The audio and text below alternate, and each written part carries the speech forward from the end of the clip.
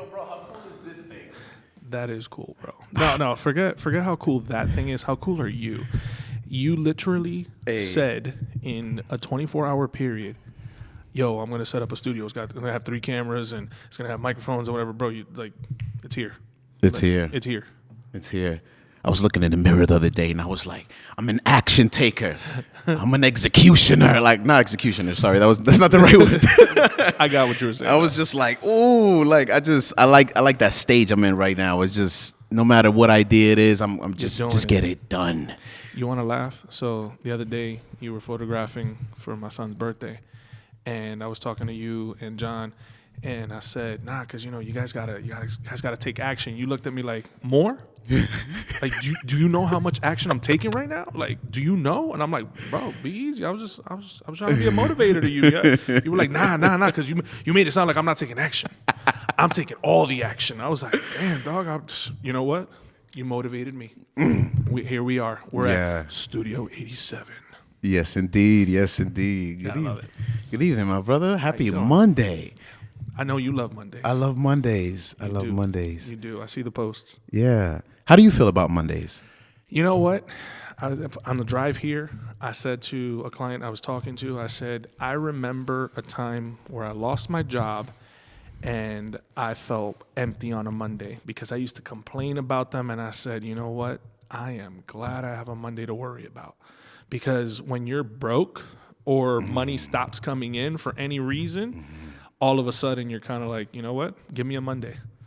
And now I'm in a field where I hate the weekend because I'm doing business that I enjoy. I'm helping people make money. And I'm in a position where I'm like Saturday and Sunday, I have no updates from my clients because people are at home enjoying this. They're closed. And I'm like, is it Monday yet? Like, bro. Bring on the Monday, dog. I want to close this. I want to help the client. It's weird to say that because I used to hate Mondays, like legit. The corporate world made me hate Mondays, right? For sure. Because like you just on this grind Monday through Friday, and then the weekend you're like free, but then entrepreneurship really changed all of that. So I'm glad it's the same for you. But that's a perfect segue for you to lead us into what you do today and what you are doing right now. And if you can, like, start us a few years ago when this is just an idea and this is an old conversation that we had. For sure. Yeah. No, I remember us talking in the barbershop. So, man, you and I have been talking, so the audience knows, since 2009 about this stuff. And we actually exchanged in 2011. You came over to the first house I ever bought because I remember I brought you in to show it to you. And you sent me a Dropbox full of like 50 books.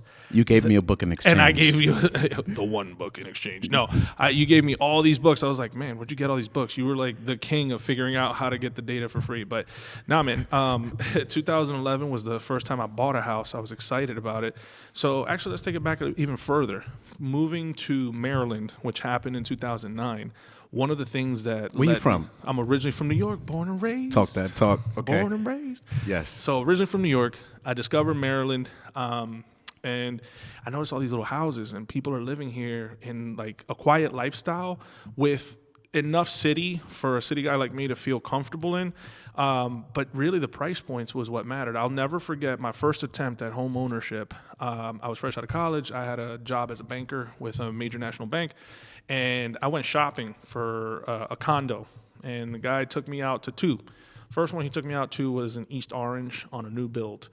Now, East Orange is New Jersey. At the time, the complex looked luxurious, but the neighborhood around it, I didn't have enough concept to have any foresight to see if it was worth staying in or not, but it didn't fit. It just felt like this luxury building just didn't fit with the rest of the neighborhood. It looked like there was still too much up and coming. Like, leave a block in the wrong direction, didn't feel like what I was paying for was going to be worth it.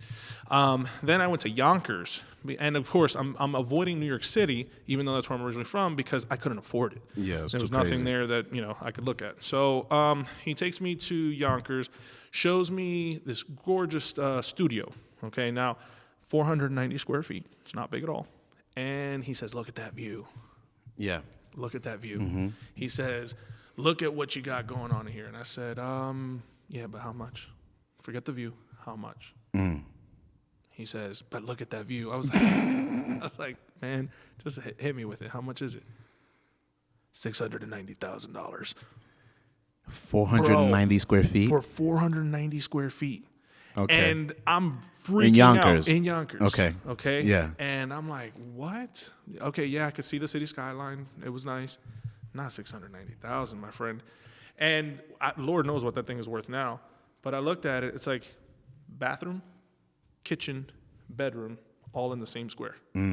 So I have to sleep, poop, and eat all in the same area. Yeah. No thanks. Fast forward, I come to Maryland, and the first house I ever buy, I paid $62,500 for. $62,500. It's almost not even like, what, 10%? Right? Yeah. And then it wasn't much bigger, but it's 1,024 square feet. It was my own little castle, and I knew it was a deal. So, now knowing what I know, I wish I had bought up the rest of the block, because now all those houses are worth 180s, 190s. Yeah. And there were several then, but I didn't have access to the knowledge or the money. I didn't know where to get it. I didn't know where to find the money to do it. But you had read a few books by this time, right? And paid a fortune in classes to learn about this. So, like most people, I had an abundance of knowledge, but I didn't know how to use it. Yeah. And funny enough, I told somebody today, I said, listen, you know what our problem is, especially New Yorkers, especially young, ambitious New Yorkers? We can't tell a New Yorker anything. We know everything. We know everything, yeah. We read all the books. I know what you know. In fact, I know more about photography than you probably do, and you're the photography expert. And that might actually be true. But I don't click a camera in and out every day. Hire me to do the job. I'm not going to produce what you're able to produce, not even near it, not close to it. But I read the books. I probably know about the particular sensors and the color modules and everything that's inside your camera better than you do. And I'm not saying that I do. I'm just saying hypothetically. Yeah, of course. It's the same thing in real estate. That's the New York attitude. It's that New York attitude. I know more than you, right? You call me and you say, hey, how can you help me? And I'm like, well, this is how I can help you. I can help you do this, that, and the third. And you're like, yeah, but I've read that. I already know that. How are you really going to help me? It's just the ego, like the New York.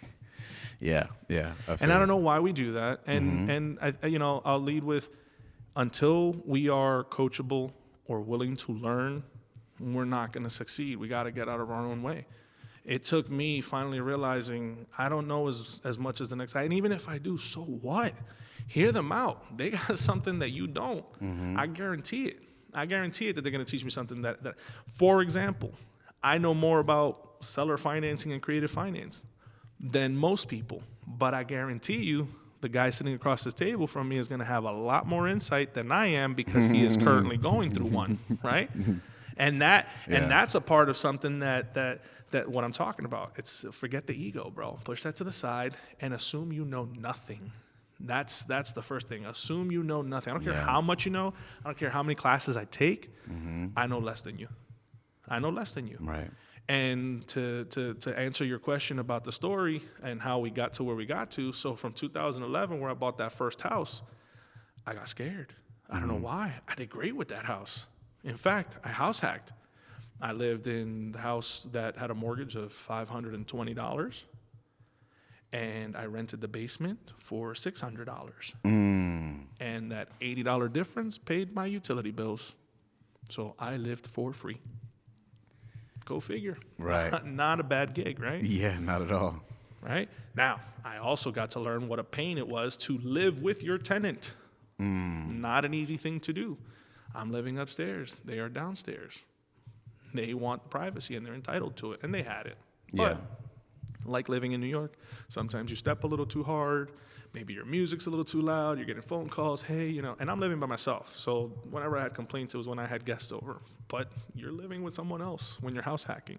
Okay. So you got to be mindful That's of that. real good insight, because I might have to go through that very soon. Yeah. It's very different when you own a house and that tenant lives away. Sure. They're in their own house. You don't hear them unless something breaks and they call you and you call somebody to come fix it. Okay, whatever. But when you're living with them and house hacking, woosah.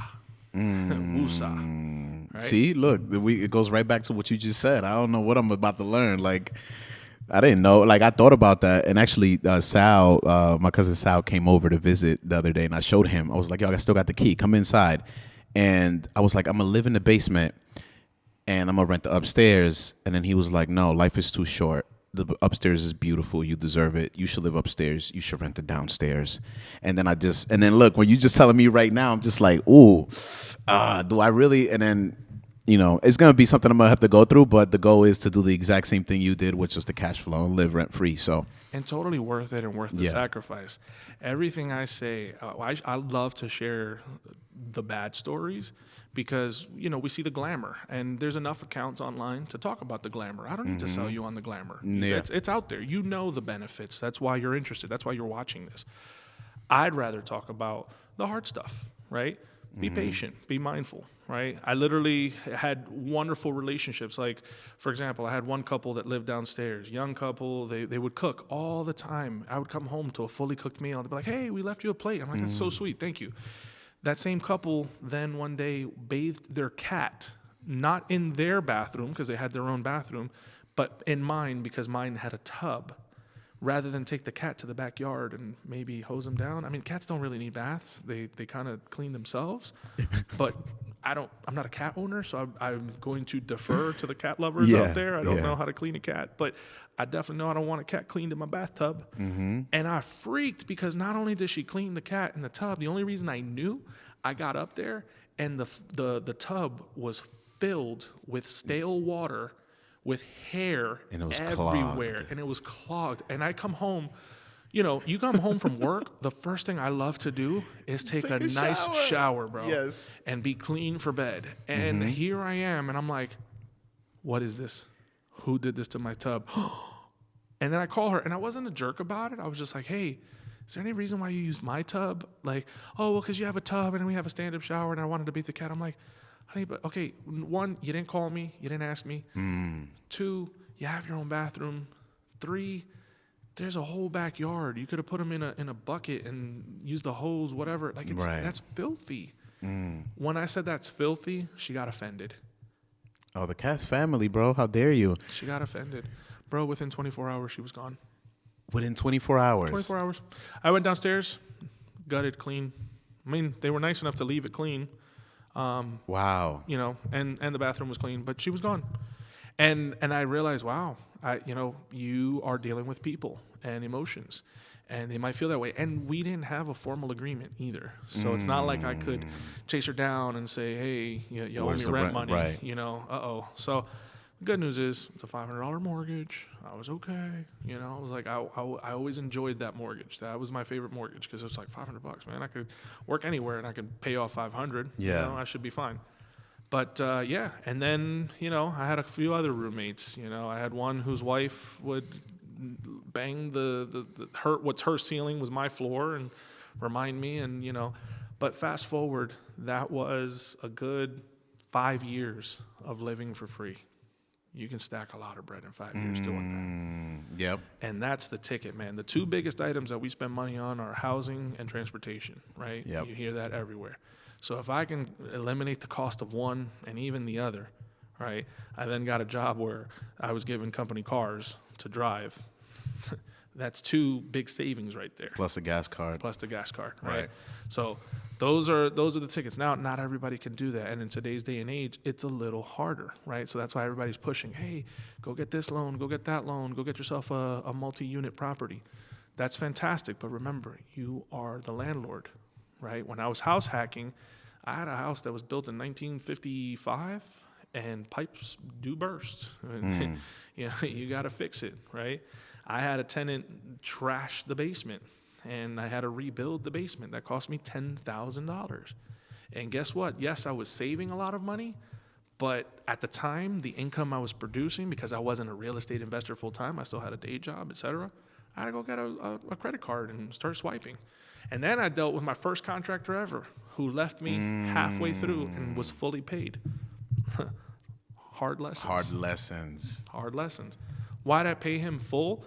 I knew enough not to give him 100% of it up front. I wasn't that naive. Gave him a percentage, but by the time the work was to be done, he said, "Listen, my guys, aren't going to finish this until you pay the final." And I'm like, "Well, I'm not going to pay until you produce the final."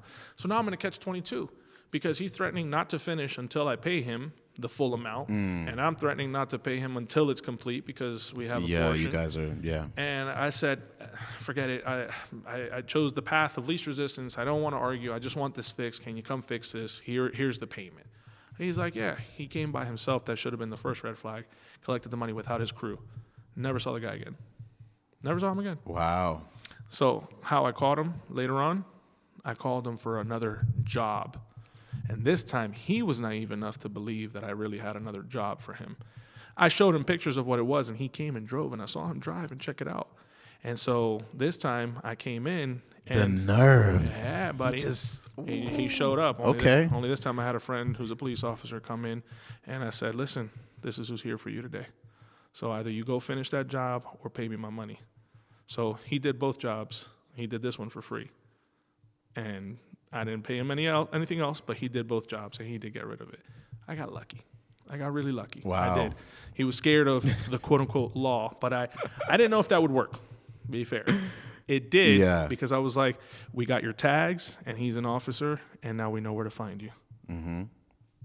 Give me my money. And he was like, yeah, no, don't worry. I'm going to come in. I'm going to take care of this, blah, blah, blah. And he still did a terrible job. And that's the thing. At that point, you don't even want him to do the work. Another lesson within that was I don't even want you to do the work at this point. You weren't even that good. I've seen a lot of play on words, contractors, con artists, whatever. Right, of course, yeah. I don't entirely agree with that. I think it's a stab at true professionals that are out there doing a great job. But it's one of those things where it burns you and it scares you. And that scared me enough where it wasn't till 5 years later that I bought the next house I was going to live in, right? So how did I get to where I am today? Between those 5 years, a lot of headaches, yeah. A lot of headaches, and a fortune spent on classes. I spent all the money. I still do it. So how did you go from all of that to eventually like taking all this action? Because from what I know about the story, you went from having that original house and maybe your primary home to I don't know how many you have right now in like a year's time span, which was like mind blowing. It's just every single time I talked to you, you was just like, I have another one and I have another one and I got another one. And it was just like pretty wild. And I see some of these stories on social media, like, yo, folks got 90 something in a year and all this other crazy stuff. And it's like, I know it's possible. But like, how did you go from not taking much action to then taking extreme action? Necessity is the mother of all things. And what happened for me was I got a shocking alert that I was no longer employed. And once I got that from corporate, it's a sobering feeling because you attach your identity to your job and your income and who you are. And I went from having the body I deserve, wearing suits every day, making money and just seeing it stack and stack and stack in my account. And it took me many years to get to that level. Mm-hmm. That was my pride and joy. But how quickly that rug was taken from me, and that alerted me to something super important. I was still dependent on a system and somebody else. And that's crazy. I will let no man dictate my life anymore or dictate the income that I make. Yeah. Because at the end of the day, I put way too much work for somebody to make me feel less than who I am. So I took my life savings and I went to town. And I gotta shout out the guys that I'm in a network with. Networking is really your play. 100%. Right? Yeah. The people that I have met and the work that I'm able to do now is not because of me. It's first because of God, and second because of the people who have welcomed me into their circle. Mm-hmm. And every person I meet, I make it a priority to think to myself, how can I add value to that person's life? Yeah. So I'm not just taking, I want to give. I want to give you more than you give me. Mm-hmm. And I'm trying my hardest. And if anybody's watching this feels like I haven't, let me know. I got you because I am here to slide in them DMs. Let me know because I got you because I'm here to take care of you. So in the last year, what happened? So I get that news and I found myself eating Cocoa Puffs, watching Netflix, asking myself, what are you doing, dog? Why are you just sitting down? This ain't you, right? This is the guy that was getting up to the gym at 5:30 and hitting it hard and had the QLJ and was talking about life and discipline and blah, blah, blah. And I'm here like, okay, nah, can't do that. Can't do that. Don't do that to yourself. So I got up and I started making phone calls. I started talking to people. I was like, hey, I noticed you have a lot of houses. What are you doing? And I noticed you got a lot of houses. What are you doing? And they were generous, man. They offered me their time and their feedback and their information. And I was like, bro, I got it. I got it.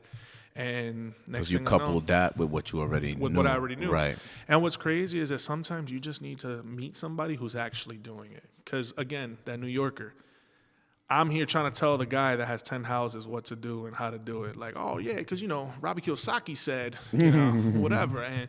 And so-and-so said, and the podcast said this and whatever. And the guy's like, yeah, you're not ready. You're not ready. Dog, you know how many houses I got? Yeah, they don't say that, but they can certainly interpret that if they wanted to. So I turned it around and I just listened and I said, cool. So then the value I chose to bring to that group, I said, listen, my forte has always been finance, has been banking and knowing numbers. I did it. I worked at a national bank. I've worked as a financial advisor. And for many, many years, for over 15 years, I worked in the automotive industry as a finance manager and director. And that opportunity allowed me to learn how to negotiate with banks and how to structure deals and get the best situation. Once you learn what a bank's looking for, a bank has guidelines. They know who they want to serve. Bank A might want to work with credits between 600 and 650 because that's their little niche and that's their pocket. And they know that they can get a lot of money out of that person. But before they serve that person, because the scale is a little on the lower end, they have much more demanding criterias or what have you. But that's their zone. That's who they want to work with. Bank B might say, I don't want to work with zone. I want to work with the guys that are 680 and above. They pay their bills. They're always on time. And we reward them with a better whatever, but it's less headache. I don't have to worry about it. And that's their niche. So when a client comes in, whether it's to buy a car or buy a house, and I hear their story, I know who to send them to.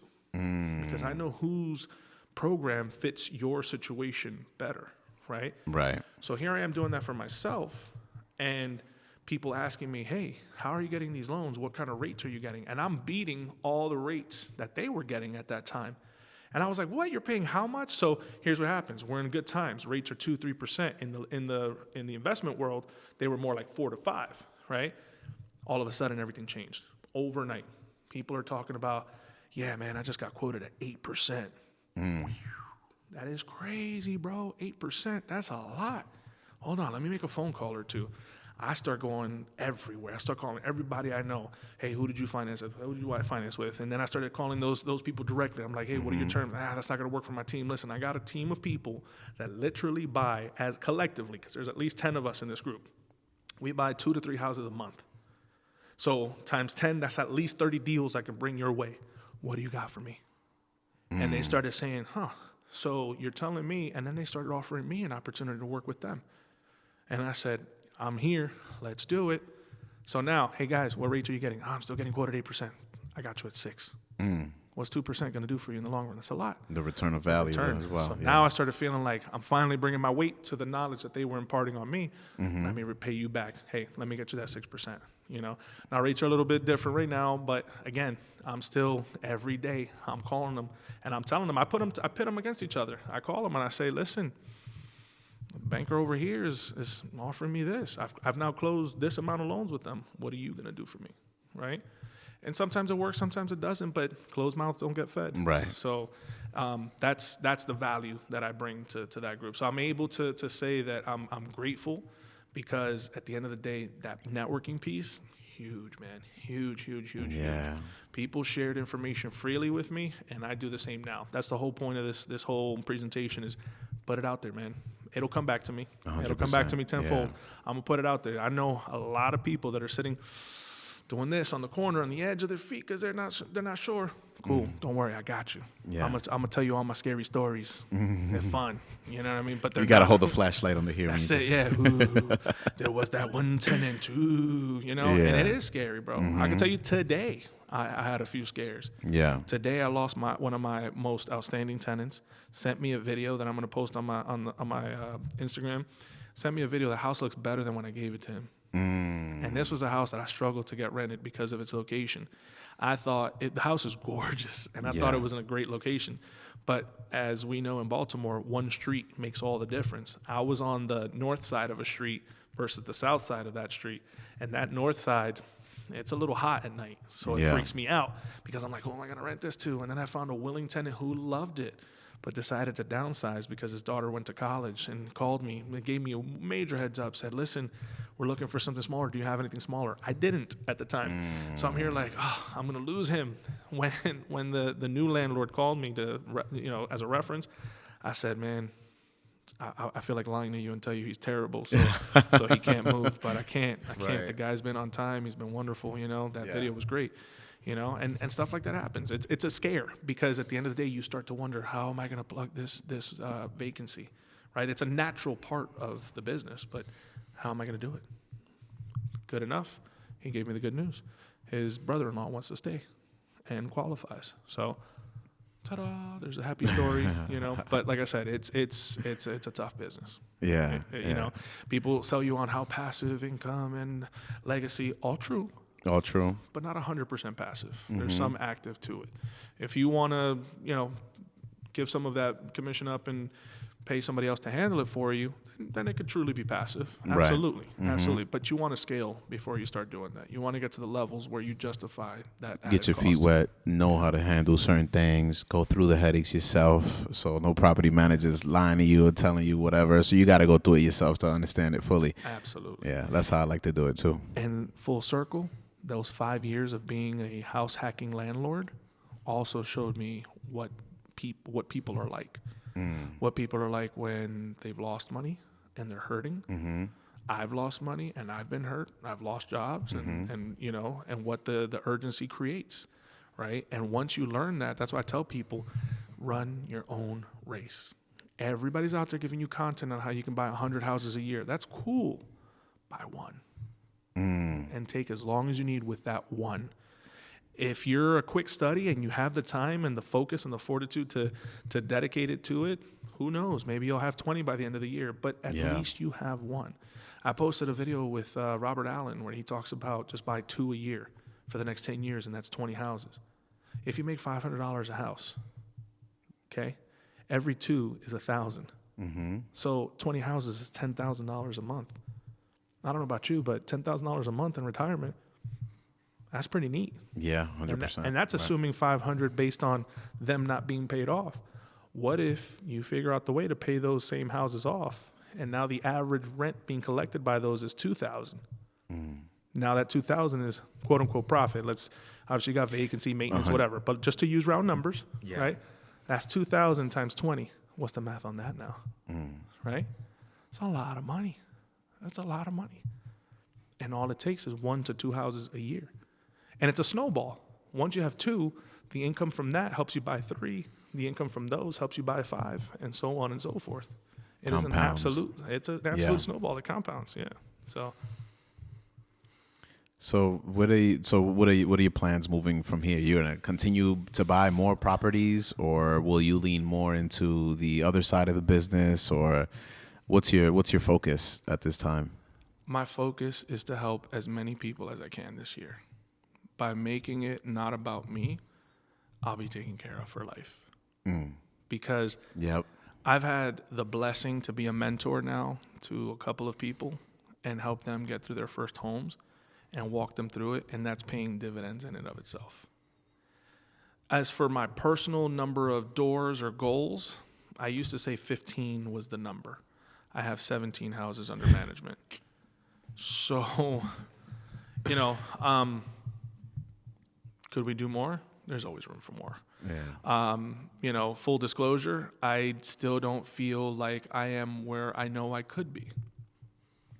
And why stop here, right? There's so many more things to go after. It's to the point where I just want to know, it's not about the number of doors. It's more about a quality of life. I want to retire, my wife from working. I want to take care of my kids, I want to take care of anybody who depends on me, basically. right? If anybody depends on me now or in the future, whether it's family, whoever, I want to know that it's taken care of. That's the general gist, and it's addictive. Once you get a couple of doors, you're kind of like, I can go buy more. I literally just had a conversation with somebody. I thought I was doing something because so far 2023 has been great. He just called me. He's like, bro, I just closed on 5 houses last week. 5. How'd you get to 5 houses, bro? What? And he taught me something. And this is a guy who I haven't talked to in a long time, and I never forget. He and I linked up, and I had just bought that one house that a house hacked. And he's like, oh, how do you buy this house? And I worked at the bank that funded me at that time. And I told him, and I was like, yeah, but listen, there are other ways to do it. You can do this, you can do that. Because I had just paid for the classes. There I am, Mr. Know-It-All. I don't know if he knew that already, or if I was teaching him something new or whatever. At this point, I assume he already knew it, and he was just getting info out of me, because turns out this guy has like a gajillion houses right now. I don't know the exact number, but I can tell you this: he don't work for nobody. He works when he wants to. I follow him on social media, and he's out in South America for a month or two at a time, dancing tango, practicing Brazilian jiu-jitsu, and chilling with his dog. That's a cool life, bro. I'm like, I want to, you know what I mean? Like, define your life and what it is. And for me, it's right now, it's taking care of my family. Like, for me, it's, I'm not done, because could I stop and not go to work? Sure. But it's be pretty selfish, because I got to make sure everyone around me is taken care of too, where they can stop too. Because who wants to be by themselves? I want somebody to have fun with. So got a lot of work to do. Love that. We didn't really get to touch on marketing, but we might do that on the next episode. Cool. I think for now, can you let folks know where they can find you, how they can connect with you, and what you're looking to do for them? Yeah, man. So the Ulex is my Instagram handle, and that stands for the Universal Loan Exchange. And the services that we provide, we help all levels of real estate investors get short-term funding or long-term funding. And we educate you and coach you, and offer mentorship programs as well to help you get into the real estate space, whether it's your first deal or your 50th.